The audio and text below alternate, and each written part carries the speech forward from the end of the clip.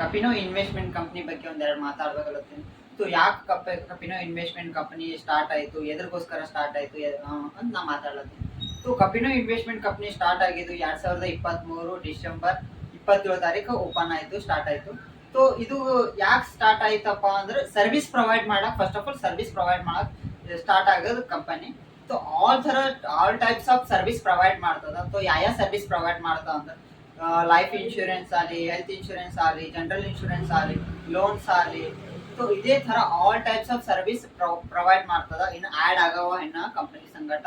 So ನಾವೇನು ಯಾವ product add ಮಾಡಿದೇವಪ್ಪ, ಈಗ life insurance, health insurance, general insurance, all insurance ನಾವು ಪ್ರೊವೈಡ್ ಮಾಡ್ತೇವೆ.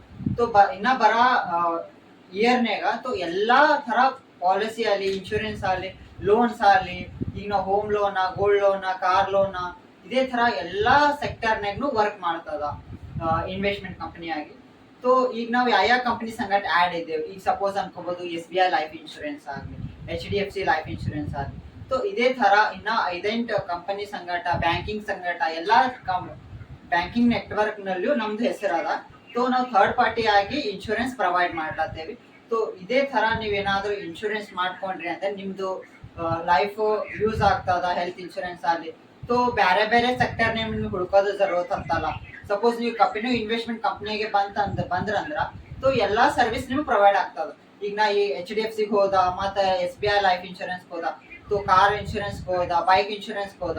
ಸೊ ಇದೇ ತರ ಬೇರೆ ಬೇರೆ ಇನ್ಶೂರೆನ್ಸ್ ಕಂಪನಿಗೆ ನೀವು ಹೋಗೋದು ಜरूरत ಅಂತಲ್ಲ. ಖಾಲಿ ಕಪಿನೋ ಇನ್ವೆಸ್ಟ್ಮೆಂಟ್ ಕಂಪನಿಗೆ ಇದು ಮಾಡ್ರೆ ಸಾಕು. ಸೊ ಎಲ್ಲಾ ಸರ್ವಿಸ್ ನೀವು ಪ್ರೊವೈಡ್ ಮಾಡ್ತೇವೆ. ಲೋನ್ ಆಗ್ಬೋದು, ಪರ್ಸನಲ್ ಲೋನ್ ಆಗ್ಬೋದು, ಬಿಸ್ನೆಸ್ ಲೋನ್ ಆಗ್ಬೋದು.